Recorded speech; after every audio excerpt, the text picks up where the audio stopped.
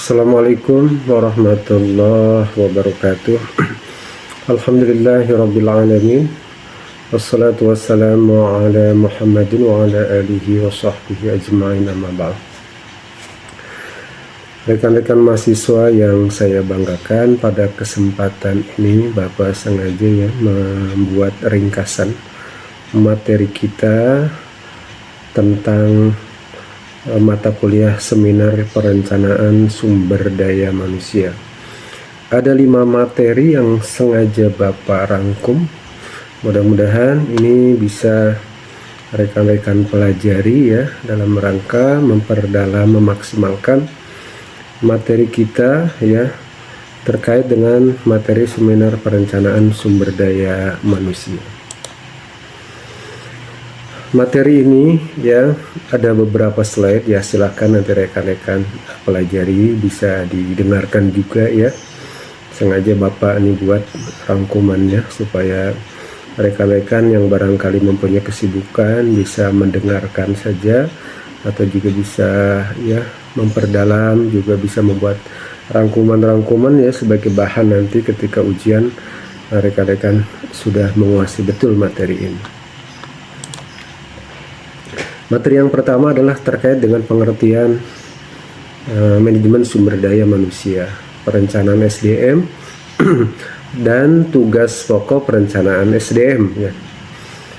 Bapak Wali, pengertian MSDM adalah manajemen sumber daya manusia adalah suatu sistem yang mengelola ya, merencanakan dan mengembangkan karyawan dalam organisasi atau perusahaan untuk mencapai tujuan bersama antara individu dan perusahaan ya. Jadi MSDM itu adalah suatu sistem di mana sistem ini mengelola ya, juga merencanakan dan mengembangkan karyawan dalam organisasi atau perusahaan untuk apa? Yaitu untuk mencapai tujuan bersama, baik individu ataupun sebuah perusahaan. Ini pengertian dari manajemen sumber daya manusia. Lalu selanjutnya, tujuannya itu apa? Ya.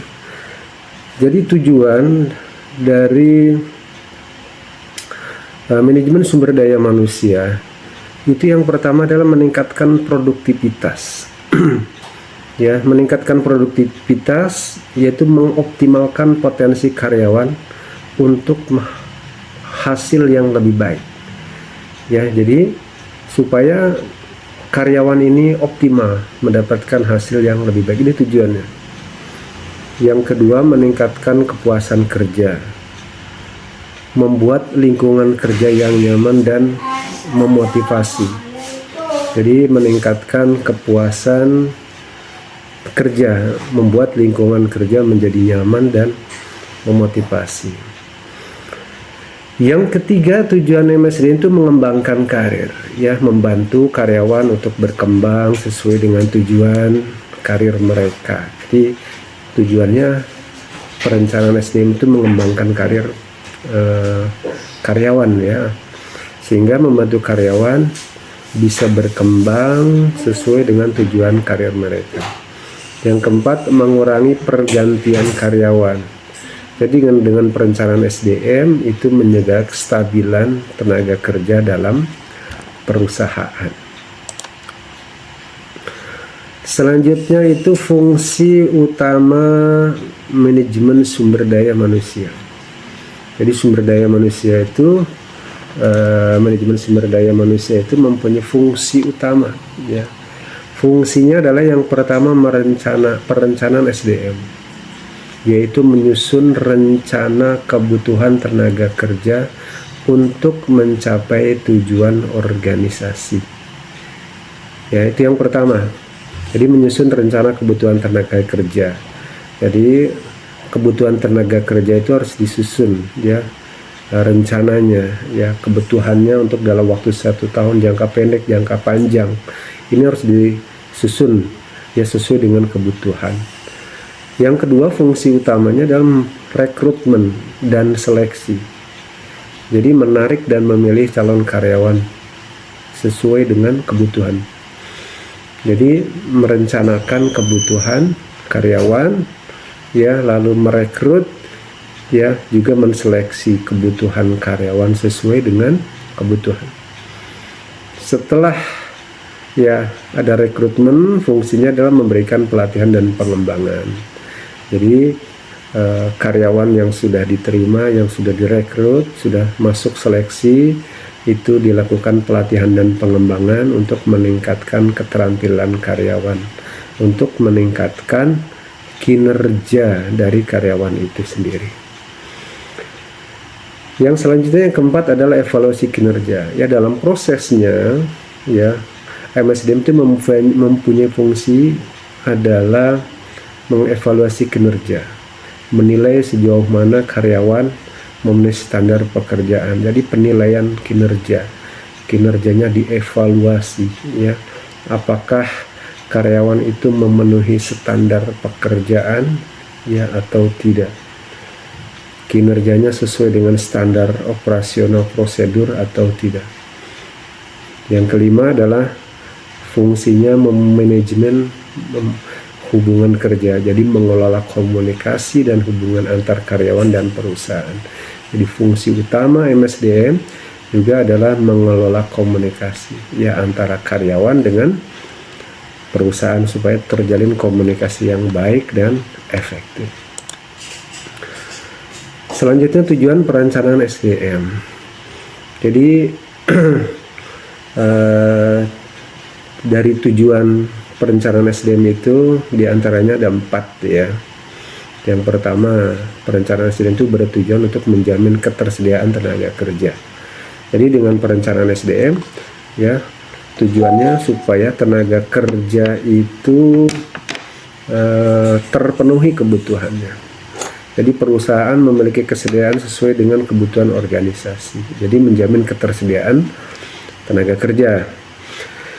Yang kedua, efisiensi SDM. Jadi mengoptimalkan penggunaan SDM yang ada. Jadi dengan perencanaan SDM, jadi SDM yang ada itu optimal penggunaan sesuai dengan kebutuhan. Jadi tidak lebih, tidak kurang. Jadi SDM yang ada itu memang semua sesuai dengan kebutuhan. Yang ketiga, pengembangan karyawan. Menyusun program pengembangan yang sesuai untuk kebutuhan masa depan. Yang keempat, mendukung tujuan organisasi, yaitu memastikan sumber daya manusia itu selaras dengan visi, misi, dan tujuan perusahaan, ya. Jadi selaras dengan visi perusahaan, selaras dengan misi perusahaan, ya, sesuai dengan tujuan jangka pandang perusahaan. Ini adalah tujuan perencanaan SDM, ya. Nanti silakan rekan-rekan ini dikembangkan lagi dari materi yang pertama ini, ya. Selanjutnya adalah materi yang kedua, ya. Materi yang kedua ini terkait dengan peramalan SDM. Nah, ini rekan-rekan tolong didalami kembali, ya. Bisa nanti mencari materi-materi atau ini juga bisa dirangkum kembali, ya, dikembangkan kembali dari referensi-referensi atau dari buku yang lain, ya. Baik, Bapak sampaikan terkait dengan pengertian terlebih dahulu, yaitu peramalan SDM. Jadi peramalan SDM itu adalah proses untuk memprediksi kebutuhan tenaga kerja. Jadi peramalan SDM itu adalah proses memprediksi kebutuhan tenaga kerja di masa depan berdasarkan analisis terhadap faktor-faktor baik di internal maupun di eksternal yang mempengaruhi kebutuhan tenaga kerja. Tentu ini bertujuan untuk memastikan bahwa perusahaan itu memiliki jumlah dan kualitas SDM sesuai dengan tujuan dan perkembangan perusahaan. Jadi perusahaan harus bisa memprediksi kebutuhan karyawan dalam 1 tahun ke depan, ya, dari berbagai indikator. Misalkan bahwa perusahaan itu ada beberapa tenaga kerja yang memang diprediksi tahun depan pensiun, kan berarti kita sudah bisa memprediksi berapa kebutuhannya, ya, menggantikan karyawan karena masa pensiun, ya. Atau ada pengembangan perusahaan akan membuka cabang, jadi kebutuhannya sudah terprediksi tuh, kira-kira tahun depan menambah jumlah berapa. Atau sebaliknya, perusahaan merencanakan ya efisiensi tenaga kerja ya, atau dengan efisiensi tenaga kerja ini berarti ada pengurangan tenaga kerja ya. Jadi peramalan ini adalah untuk memastikan kebutuhan tenaga kerja terpenuhi di perusahaan. Jadi tujuan peramalan SDM ini bisa disampaikan yang pertama menjamin ketersediaan. Jadi peramalan SDM ini penting untuk menjamin ketersediaan sumber daya manusia ya. Memastikan bahwa perusahaan akan memiliki tenaga kerja yang cukup. Perusahaan memiliki tenaga kerja ya dengan kompetensi yang tepat untuk mencapai tujuan organisasi ya. Baik, sebentar ya. Alhamdulillah. Bismillah. Baik, selanjutnya menghindari kekurangan atau kelebihan SDM. Jadi dengan peramalan SDM ini menghindari kekurangan atau kelebihan sumber daya manusia. Jadi mengelola kekurangan atau kelebihan tenaga kerja agar lebih efisien. Yang ketiga, mendukung perencanaan bisnis. Jadi menyelaraskan kebutuhan SDM dengan strategi dan tujuan perusahaan. Yang keempat, menyiapkan karyawan untuk tantangan masa depan. Ini tujuannya. Jadi menyiapkan tenaga kerja dengan keterampilan yang relevan untuk menghadapi perubahan di masa depan. Ini tujuannya ya. Baik, Bapak lanjutkan. Lalu selanjutnya faktor yang mempengaruhi peramalan SDM. Jadi yang mempengaruhi peramalan SDM itu diantaranya adalah kebutuhan organisasi. Jadi organisasi membutuhkan sumber daya manusia.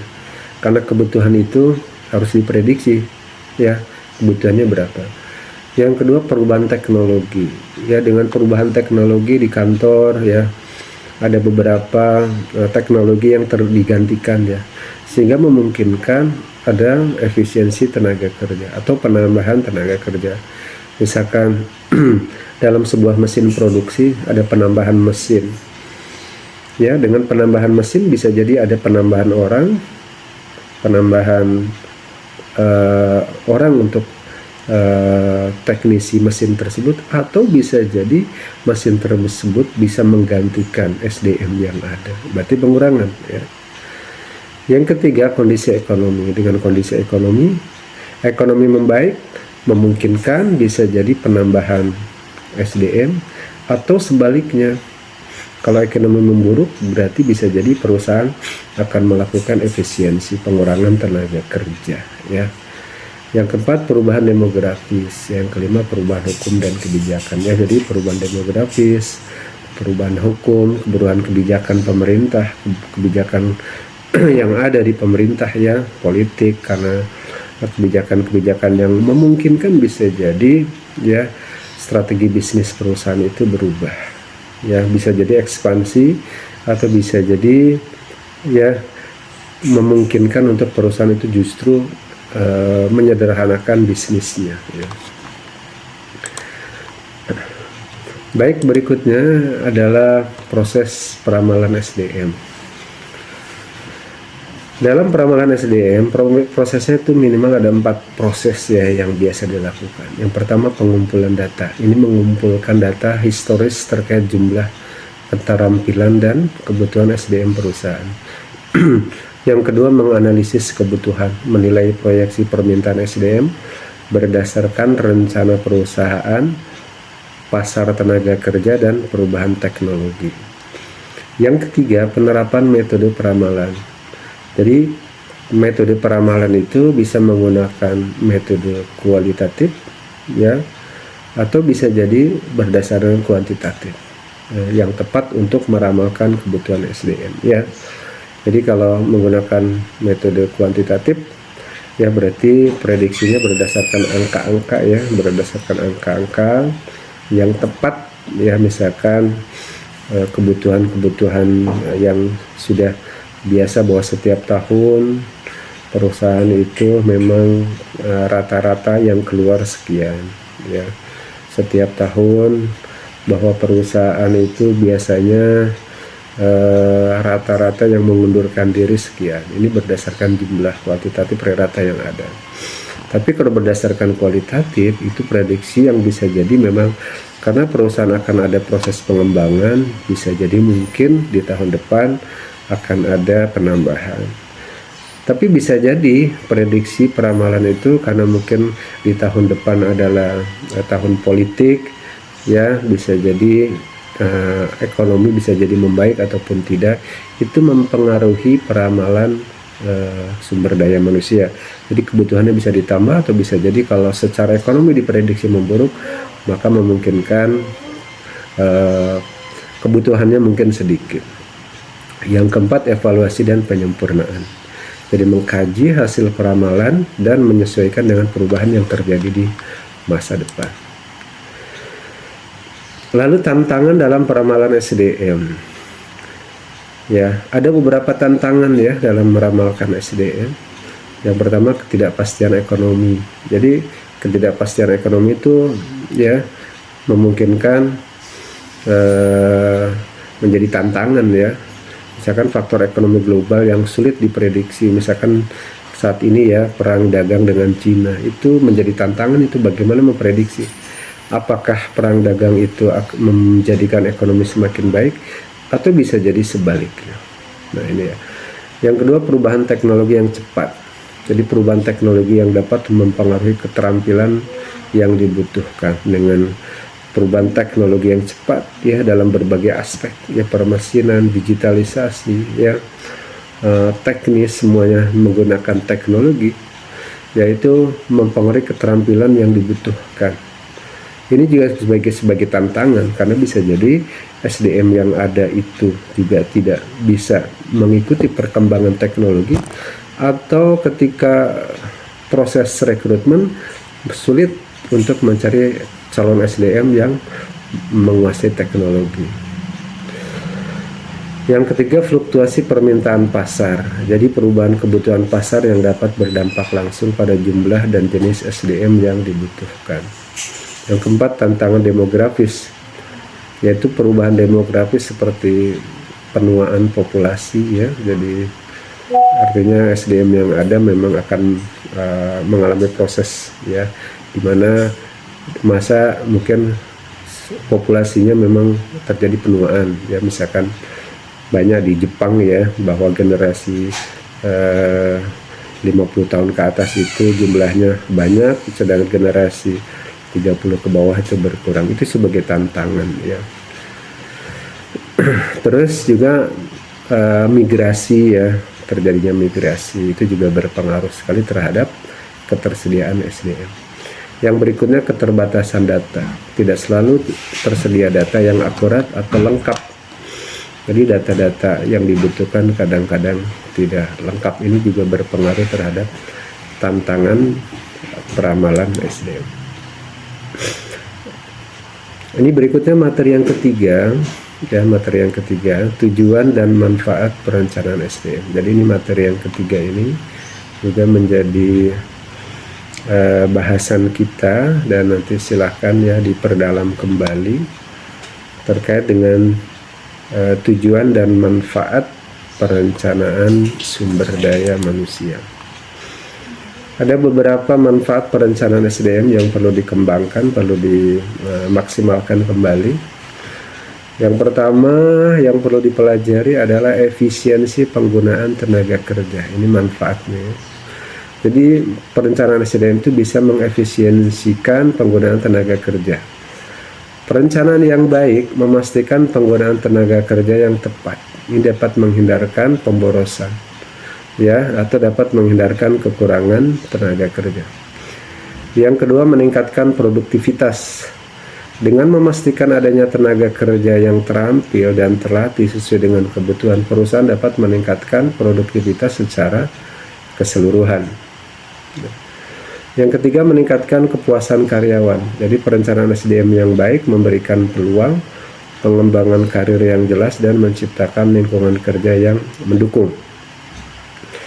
Yang keempat, meminimalkan turnover karyawan, ya, dengan memastikan kecocokan antara kebutuhan perusahaan dan keterampilan karyawan. Perencanaan dapat mengurangi tingkat turnover yang tinggi. Yang kelima, pengelolaan sumber daya yang lebih baik, memastikan bahwa setiap karyawan ditempatkan pada posisi yang sesuai dengan keterampilan dan kompetensinya sehingga mengoptimalkan kinerja organisasi.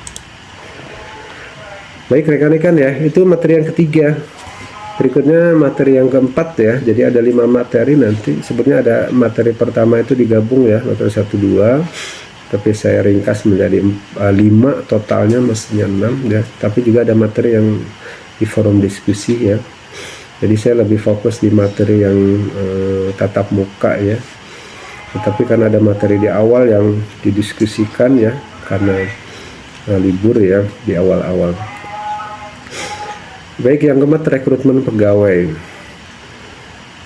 Rekrutmen pegawai yaitu tujuan rekrutmen adalah mencari kandidat yang tepat untuk posisi yang tersedia. Jadi rekrutmen itu tujuannya mencari kandidat yang tepat untuk posisi yang tersedia. Jadi ketika ada posisi-posisi yang kosong dilaksanakan rekrutmen, dan rekrutmen itu tujuannya untuk mengisi ya posisi-posisi yang memang berdasarkan analisis jabatan itu dibutuhkan untuk mengisi posisi tersebut. Ya, rekrutmen bisa dari luar ataupun bisa dipenuhi dari karyawan yang ada ya. Jadi promosi jabatan untuk karyawan-karyawan di posisi yang bisa dipromosikan di jabatan-jabatan tertentu. Yang kedua, menjaga kesesuaian antara budaya perusahaan dan calon pegawai. Jadi tujuannya ya menjaga kesesuaian. Jadi dengan rekrutmen bisa memilih di mana karyawan yang dibutuhkan sesuai dengan kebutuhan perusahaan, yang dapat menjaga kesesuaian antara budaya perusahaan dan pegawai yang dibutuhkan. Yang ketiga, meningkatkan kualitas tim dan organisasi. Jadi rekrutmen itu merupakan juga proses untuk meningkatkan kualitas tim dan organisasi. Yang keempat, menjaga tujuan perusahaan dengan lebih efisien ya. Jadi mencapai tujuan perusahaan dengan lebih efisien. Terus berikutnya, proses rekrutmen. Nah, proses rekrutmen itu dengan langkah-langkah. Yang pertama, identifikasi kebutuhan posisi ya. Menilai deskripsi pekerjaan dan kualifikasi yang dibutuhkan. Yang kedua, penyebaran lowongan melalui portal ya. Penyebaran lowongan itu bisa portal pekerjaan, bisa melalui media sosial, bisa rekrutmen dari dalam ya, jadi melalui flyer dan sebagainya ya. Ini untuk penyebaran informasi lowongan pekerjaan. Yang ketiga, seleksi awal ya. Jadi menyeleksi, menyaring ya melalui lamaran ya, bisa melalui aplikasi yang masuk ya, misalkan resume, cover letter, dan beberapa misalkan dari lamaran-lamaran yang memang disampaikan bisa melalui email dan sebagainya. Itu seleksi awal. Yang kedua, wawancara ya, melakukan interview ya, dan juga bisa wawancara terkait dengan komitmen ya, melihat kompetensi, kemampuan komunikasi dan sebagainya ya. Yang kelima, pengujian keterampilan. Ini opsional ya, tes teknis ya, psikometri, ini sesuai dengan kebutuhan. Jadi pengujian keterampilan berdasarkan kebutuhan tertentu ya. Kalau mungkin untuk pilot kan berarti spesifikasi kompetensi di bidangnya. Untuk driver juga misalkan supir. Untuk jasa keamanan tentu ada pengujian keterampilan yang berbeda ya. Yang keenam, keputusan akhir ya, pemilihan kandidat dan penawaran pekerjaan. Strategi rekrutmen ini ada beberapa. Yang pertama, sumber rekrutmen.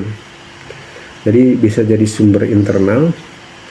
Sumber internal berarti promosi ya, promosi jabatan ya, dari jabatan tertentu naik ke jabatan yang lebih tinggi. Atau yang kedua, referral karyawan. Referral karyawan itu bisa diberikan, bisa jadi karena prestasi karyawan ya, mendapatkan kesempatan untuk menempati jabatan yang lebih tinggi. Ya, referral itu bisa jadi memang karena prestasinya atau karena bisa jadi kinerjanya yang sangat baik sehingga mendapatkan referral ya, dengan menempati jabatan yang lebih tinggi. Ya, kalau sumber eksternal ya berdasarkan platform pekerjaan ya, jadi bisa dengan job fair ataupun yang lain yang bisa memenuhi kebutuhan sesuai dengan job yang memang atau posisi yang dibutuhkan. Nah, metode perekrutan bisa berbasis kemampuan, jadi memang betul-betul kemampuannya. Yang kedua berbasis pengalaman, ya bisa jadi memang karena melihat latar belakang historinya pengalamannya bagus, itu bisa diterima ya, memang dibutuhkan ya orang yang berpengalaman. Bisa jadi berbasis nilai dan budaya ya, jadi memang bisa jadi memang penerimaan rekrutmen itu bisa jadi karena nilai ya dan budaya yang memang dibutuhkan dalam sebuah perusahaan.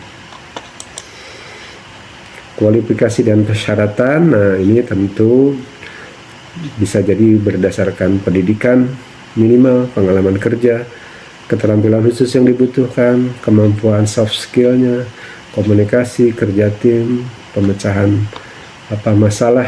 Nah, ini kualifikasi. Jadi kualifikasi itu melihat dari pendidikannya. Ya, misalkan kualifikasinya minimal pendidikan SMA sederajat atau S1. Ya, dibutuhkan pengalaman kerja minimal 1 tahun. Atau dibutuhkan keterampilan khusus mampu berbahasa Inggris dengan baik, ya mampu misalkan menguasai misalkan kalau dalam bidang desain misalkan bisa menguasai Canva, bisa menguasai Photoshop dan sebagainya. Atau mungkin dalam hal yang lain ya keterampilan khusus, kemampuan khusus juga ya, soft skill, kemampuan komunikasi, kemampuan dalam pemecahan masalah ya, problem solving ya. Tantangan dalam rekrutmen yaitu persaingan yang tinggi, karena kalau dalam rekrutmen pasti persaingannya tinggi untuk talenta terbaik. Jadi untuk talenta tertentu bisa jadi memang banyak ya pesaingnya, sehingga ini menjadi tantangan mencari yang terbaik. Yang kedua, menjaga keberagaman dan inklusi dalam rekrutmen. Jadi dengan dalam proses rekrutmen itu harus menjaga keberagaman dan inklusivitas dalam rekrutmen. Yang ketiga, mengatasi bias dalam proses seleksi. Jadi dalam proses seleksi jangan sampai bias karena kepentingan, bias karena pertemanan, bias karena memang titipan dan sebagainya. Jadi harus profesional. Ini menjadi tantangan. Yang keempat, proses yang memakan waktu dan sumber daya. Jadi memang prosesnya biasanya cukup banyak waktu, dibutuhkan tenaga yang banyak. Ini menjadi tantangan tersendiri dalam proses rekrutmen. Ya, seleksi SDM ini materi yang kelima ya, materi seleksi SDM itu ya. Jadi ada beberapa seleksi SDM ini saya tidak kasih nomor ya. Ini materi yang kelima maksudnya. Langkah-langkah dalam proses seleksi, penyusunan kriteria dan deskripsi pekerjaan, menentukan kebutuhan posisi, ya. Yang kedua, penarikan calon, cara menarik pelamar melalui iklan, lowongan kerja, ya, job fair dan sebagainya. Seleksi administrasi ya, jadi lamaran CV yang sudah masuk, surat lamaran sudah masuk. Yang berikutnya tes kemampuan, ya, tes psikologi, tes keterampilan, tes wawancara. Ya, pemeriksaan referensi, background, cek, memverifikasi data calon pelamar sampai kepada keputusan akhir penerimaan. Jenis-jenis tes dan metode seleksi, ada tes psikologi ya untuk menilai apa saja, yaitu keberbakatannya, kemampuan kognitifnya ya, dan beberapa potensi-potensi yang bisa terbaca melalui tes psikologi. Tes kemampuan teknis ya yang relevan dengan pekerjaan, wawancara kompetensi, assessment center ya, metode simulasi situasi kerja untuk melihat berbagai keterampilan yang dimiliki.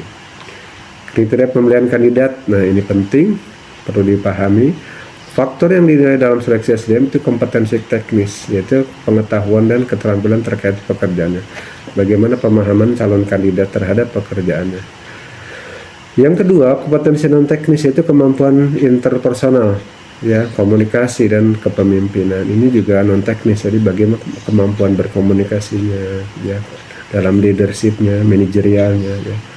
Terus pengalaman kerja ya, ini cara kriteria pemilihan kandidat, pengalaman kerjanya bagaimana, terus kesesuaian budaya perusahaan dan motivasi dan sesuai dengan visi dan misi perusahaan. Keuntungan proses seleksi yang tepat, nah ini penting. Keuntungannya adalah manfaat seleksi SDM yang efektif, menemukan kandidat yang terbaik. Nah, keuntungannya adalah dapat menemukan kandidat yang terbaik. Yang kedua, meningkatkan kualitas tim. Nah, ini dapat meningkatkan kualitas tim. Ini keuntungannya, manfaatnya. Yang ketiga, mengurangi ya karyawan yang keluar masuk, yang jadi karyawan yang keluar tanpa sebab, ini juga dapat mengurangi ya. Terus meningkatkan kepuasan karyawan dari budaya perusahaan. Tantangannya terakhir ya rekan-rekan, tantangan dalam seleksi, bias dalam seleksi, bisa jadi kesalahan penilaian berdasarkan persepsi.